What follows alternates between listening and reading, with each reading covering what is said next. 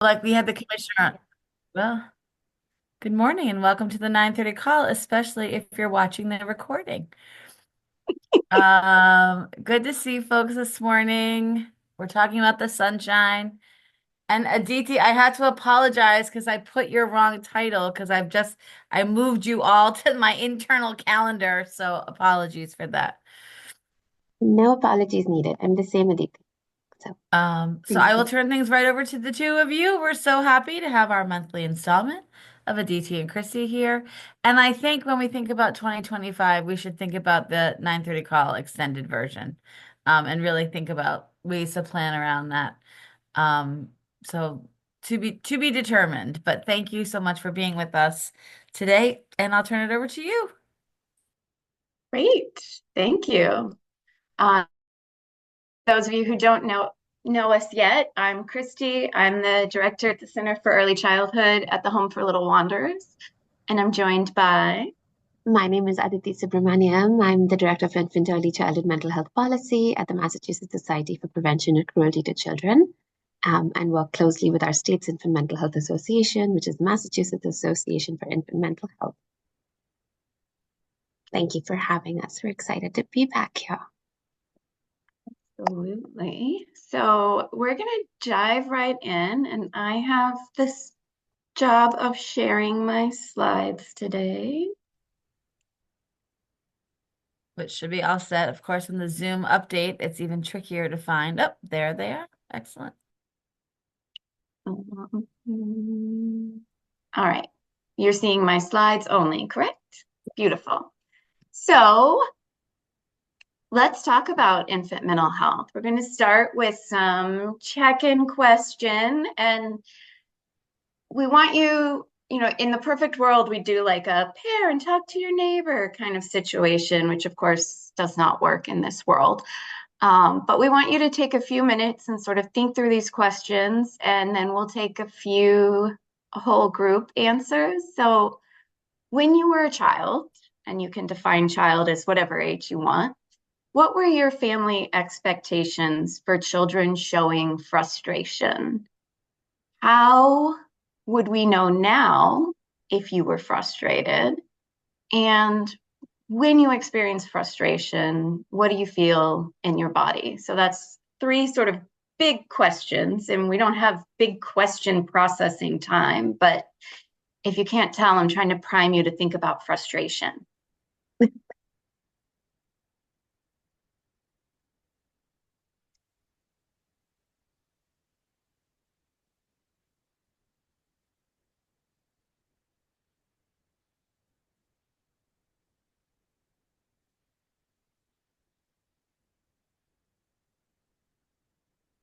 So as you're thinking, if you're willing to share in the chat, Aditi's going to monitor the chat for us, or come off mute and just shout out your answers. Amy, would you like to use your voice? Well, I just added, I had a visual of when I was a teen, frustration equaled eye rolling and deep audible sighs. Or probably balance with like outright just outbursts of crying. But I think with a child, I think my both of my parents created an atmosphere of like of talking to us, of investigation, of like how we were feeling. My mom studied Maria Montessori, but as a hobby. So she really Oh, was thinking about putting children first. that's amazing. Eye rolling is one of those that's very strongly varies by culture and family choice as to whether or not eye rolling is permissible.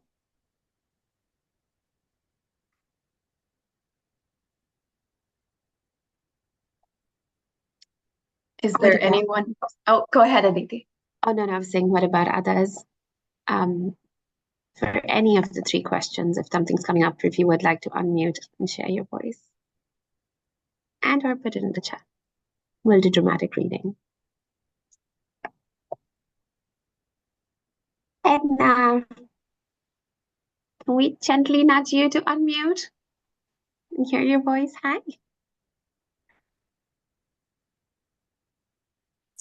Okay, hi. Good morning. Um, yeah, so when I was a child, there was no rolling your eyes, speaking loud. No, no, no. All you could do is cry. Um, in a very Catholic uh, society. Well, I shouldn't say that, but anyway, yes. And now, yeah, body language, like the your face pouting, kind of. Uh, what we feel in your body. Uh, this angst like in your heart, like squeezing tight. So frustration you hear now in the background. So two children getting wanting the same toy, loud voice. Uh, so and now let someone else take a turn. Thank you, Edna. I think it's interesting that you brought up religion, faith, culture. I think that's a huge part of how we experience children and frustration and their frustration and our frustration with their frustration. But yeah, And then all of our emotions on what is okay, what is seen as not okay, come in the context of our culture and community and all the ways of meaning making. And so, Christy, I'm just going to invite a few more from the chat. please. Christine, hiding in my room, not speaking. Jen, Jen Reed, and hi Jen. In our family, frustration was welcome with an expectation that it was time limited and we needed to move on as children. Jade says shutting down and not speaking, walking away from situations. Maribel, stamping, crying, going away. Home expectations, go to my room and deal with it.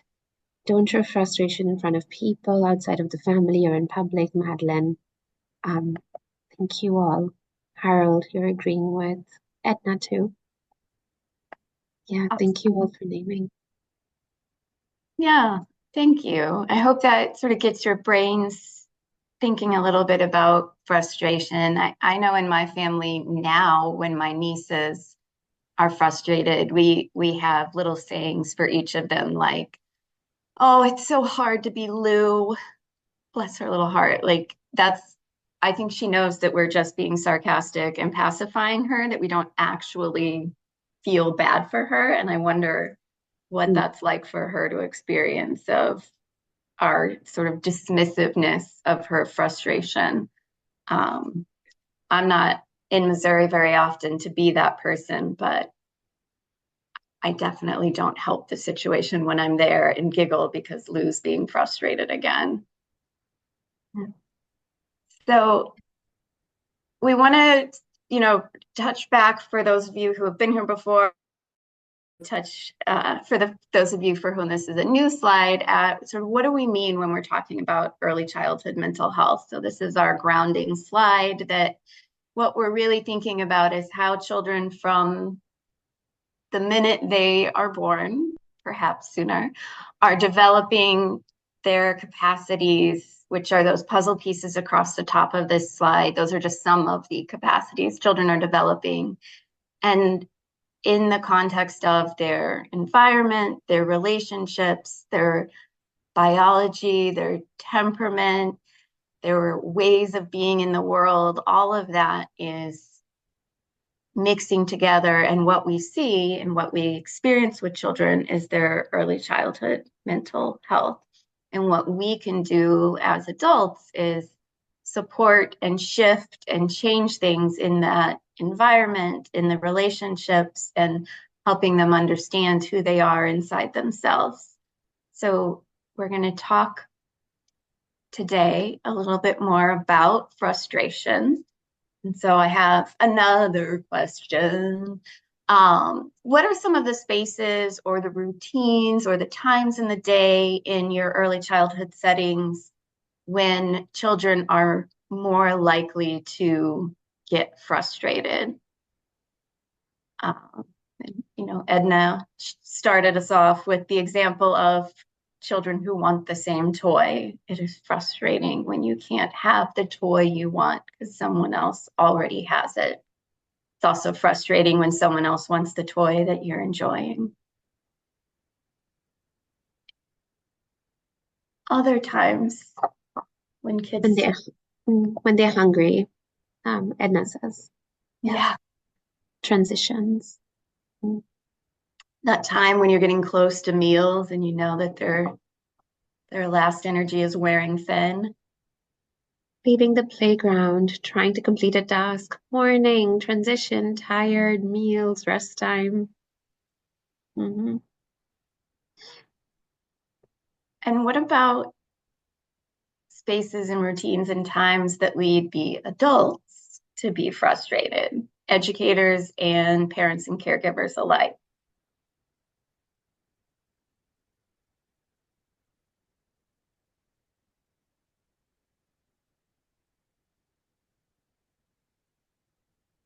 I think Monday mornings are hard too, kind of coming back into the structure of everything. As you're talking, kind of really thinking about, you know, thinking about again the directors Yep. and kind of all that, that we've heard in the last couple of weeks about just people who are trying to hold it together for so many other people. That maybe even a simple transition or a simple conversation might really tilt the balance. Think sometimes that adult on adult frustration is also it's such a waterfall effect, right? So if your teacher is frustrated with the student and you as a director are frustrated that the teacher is frustrated with the student, it just keeps this cycle going of no one wanting to be frustrated, but frustration is it's it's purposeful, right? It tells us something. So I think when we really stop and think about what are we expecting of ourselves, our staff, our children, when we expect them to not be frustrated or to get over their frustration, when really frustration is our sign to ourselves that something's off, that something's not right. Sometimes it's something that we can really pay attention to, like an unmet sensory need. Maybe it's too loud or quiet. Maybe the activity is too still or too many people are in motion. Um, we talked a little bit, people named in the chat, physiological needs that need to be met. We're hungry, we're tired, we're hot, we're wet. All of those things contribute to our frustration and whether or not we're able to keep our frustration inside or our frustration bubbles out. And the same is true when a relational need is unmet. I think that's one maybe that we don't think of as often. So when we need a hug, when we need someone to give us some one-on-one time, when we haven't had someone sort of lean in and spend a few minutes helping us build a tower or clean up a mess, that might build our frustration expression. Any other purposes that people think they see frustration serving or signifying? Tells us to slow down, Edna's named, right? Really centering on like what does it reminds me, Edna, when my daughter was 6 or 5 even, she said to me when I was walking really fast in the morning one day, and she's like, Mama doing her stress walk.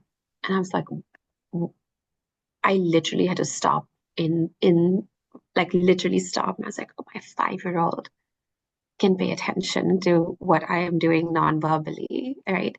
I had to like down. And I want to just raise that emotional Dana's name, emotional traffic signal, helping me think about boundaries crossed. Jen is also raising up when we're holding, what does it also mean to center relational needs of staff? That all these things that we're talking about are also for us as grown-ups, right? To shift when we say for children, like they just want attention. What if we were to hold that just to like actually they want connection? We need that too. When we're holding so much as grown-ups. I feel like co-regulation doesn't end when we're 6 or 8. We need it well into all the way till we're here on planet Earth. So yeah. So I want to invite us to think about a lot of times I hear adults referring or asking for help with children, and they say he needs to build his frustration tolerance. We get a lot of requests for services for kids, and families and educators are looking for building coping skills so that they can be more tolerant and deal with frustration. And I want us to think harder about that in light of the fact that frustration is telling us something. And there are many more ways than building tolerance to think about how we support ourselves and our kids and our staff and our families. So here is some ideas sort of split up by the idea of promotion, prevention, and intervention. So promotion being all the time, regardless of what's going on, things that we're doing that address frustration. Some examples: normalize the legitimate emotion of being frustrated. So we might read books about children who are frustrated. We might sing songs about children and ways that frustration bubbles up. Give children and adults language to describe their states of being. So that's not just frustration, but all along in our curriculum when we're talking about feelings and helping children learn to identify what's going on inside themselves and in their friends and in their adults, we're giving them language. And then when we're modeling problem solving, that's also a way that we're sort of building this foundation so that when frustration comes, they have the skills and the ways of being in the world that they can understand it and move through it. And then in the prevention column, think about when you know those frustrations are likely to come up. So we can change the environment, we can change a routine, build relationships. We can teach how it feels in our bodies when we're approaching our limits, and empower children and our educators and ourselves to meet the need. So when we're approaching frustration and we know what we need, how do we let kids express that and respond to it, even if it breaks with the sort of standard way of being in our classrooms? Sharing being a good example of that. I know as a child, like I was always taught to share, and I love that now there's more of an intentionality around like, when do we have to share and when do we not have to share? And what is our one thing that's our special toy that we never have to share? And sort of acknowledging and giving kids the sense of self to say, no, this is not a toy I share. I'll share all the other toys in the room, but this is my special Elmo doll I never have to share. And then in intervention, thinking about, okay, we have seen frustration, it is happening. Things that we can do are work towards co-regulation. So not leaving kids by themselves to figure it out, but coming alongside them, not leaving educators by themselves to figure it out. You guys all here on the call are not by yourself when you're trying to figure it out. Narrating the child's experience. Oh, it seems like having to move from Play-Doh to story time is not working for you right now. I wonder what you're feeling. What's going on for you?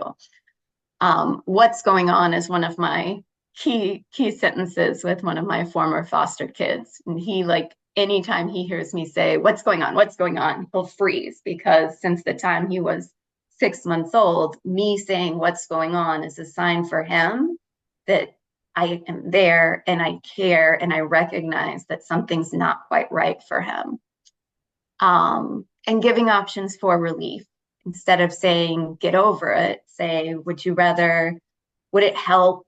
Could we try? And giving options and giving them a sense of choice and self-determination. And then my last inclusion there, and these are by no means an extensive list of any of these things, but is to to not isolate and exclude or ignore. I think those are some of our sort of classic go-tos from the 50s of kids. I wasn't alive in the 50s. I just threw that in there. But, you know, kids, when kids need timeout, you're frustrated, go over there and be frustrated. Or Lou's having a moment. Everybody, let's just ignore Lou crying on the floor because it's hard to be Lou. Let's try to move away from those because those aren't actually giving kids the messages that we want them to feel to learn how to get through frustration. And Chrissy, I was not alive in the 50s either. And so much of, if you think about, when I was going to college, so much of what we knew and how we were learning was, I mean, you were told, ignore that. Don't give attention to that behavior. Well, So and I I think, think Amy, I'm sorry, go ahead. no, that's it. Yeah. Yeah. And you just raising it up, right? We were in previously as a world, we're also holding a very behavioral framework Right. consistently to say, let's extinguish the behavior, which is really not how human beings and babies and we all as grown-ups, which is why moving from a behavioral framework to relational framework, like we Right. really, it's about connection. How do we pay attention to needs? And I want to name, Donna, I think you put in the chat, right? The the lack of formalized ratios and what it means for leaders and educators to really hold. Are we being asked to meet the relational needs of due to us in quality and accessibility? And so, as holding a relational framework, also knowing that we also all need this, otherwise, our sponge will continue to get heavy if we don't have collective ways of squeezing that sponge, right? And taking the water out so that we can, what you all are doing is absorbing, right? And so, all right, Christy, back to you.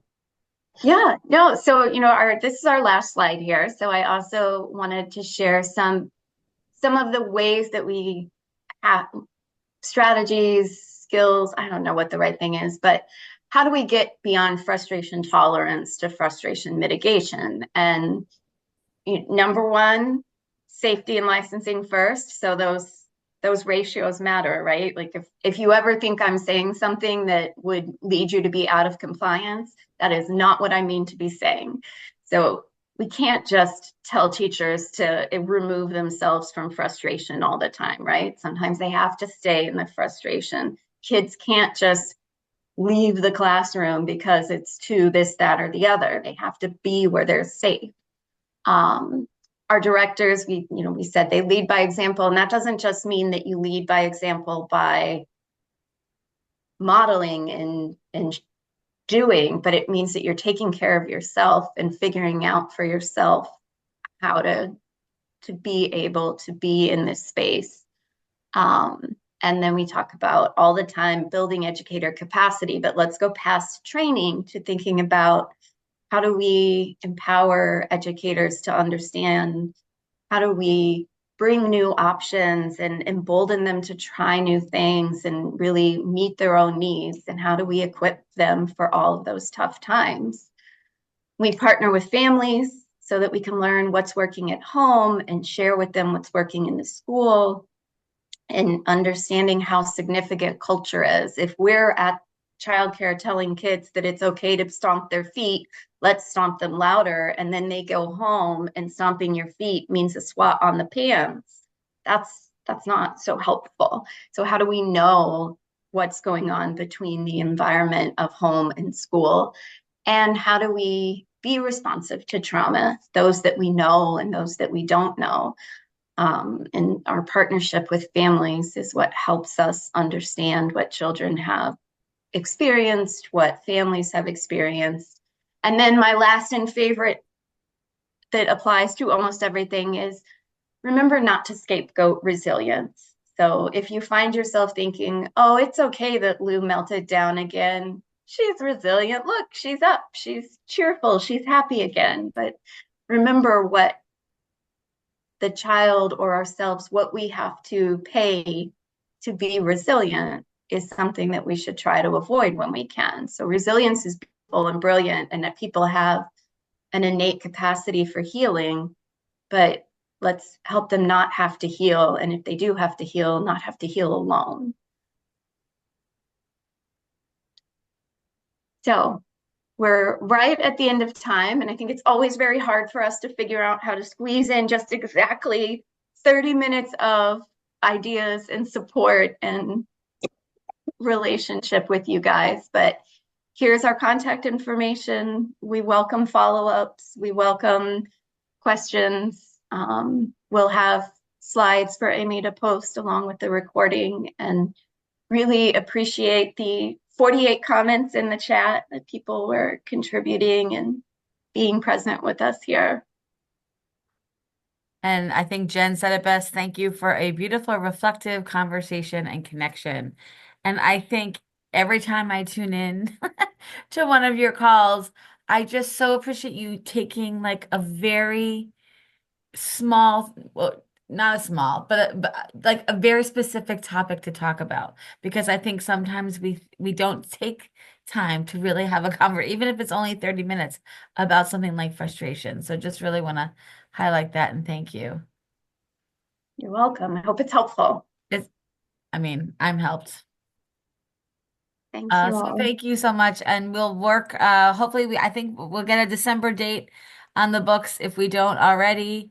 And then for this week on the 9:30 call, we're going to be live streaming at the Boston Foundation event, where Mass Taxpayers is presenting their report about childcare reform, and then we're going to hear from Marlo Tersigny, who is one of our lived experience leaders in the Early Childhood Agenda. Wednesday, we have Elizabeth Pufall-Jones from the Center for the Study of the Child Care Employment. And then on Thursday, we're going to hear from the folks from the Center for Early Learning and Funding Equity about their report getting shortchanged. So we will see you this week. Thanks again, Aditi and Christy, and hopefully everyone has a good Monday. Take care. Thank you all.